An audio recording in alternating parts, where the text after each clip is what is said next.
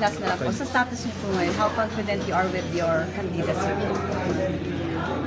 May kasi top 13 na ako sa national kasi sa mga internet nagta-top 3 ako, top 4 ganyan. Ito non-commission, national, following the proper procedure, no?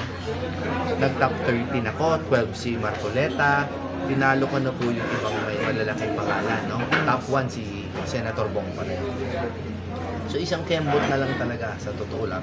And if you follow the trends, papasok ako within the next polling period. Sino yung kasunod? Sino yung fourth? Tingnan niyo na lang. Ayan. Sikat yun, sikat. Sobrang sikat. Babae. Thank you, attorney. Picture ulit, attorney Solo. Picture ang pula. Lagi kang may patibong, ha? Thank you, attorney. Usad ng konti, attorney, para mas kita ka. Ayan. Ayan, okay na siya. Ay, Fernan! You're here. Sarapin mo naman. Kausapin niyo naman ako si Thank you everyone sa lahat ng nag-join ng live. Thank you so much sa lahat ng nag-like, sa lahat ng nag-share ng live. Thank you so much. Tapos na po yung press con. Picture na sila. Uwi na tayo? Uwi na sila.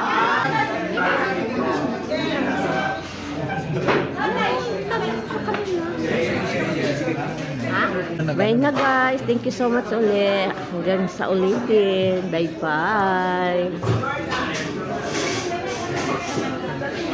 Mag-live ba na?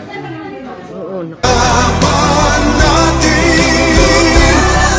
Pilipinas, Duterte pa rin. Pilipinas, Duterte pa rin.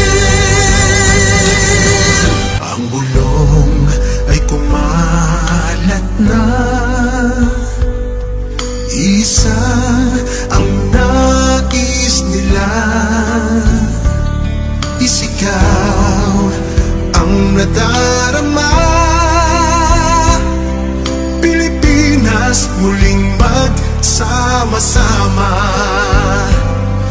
Pilipinas, Duterte pa rin.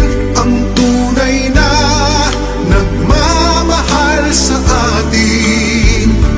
Laban niya ay laban natin.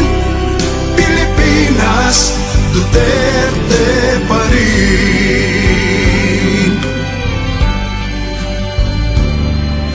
Inang bayang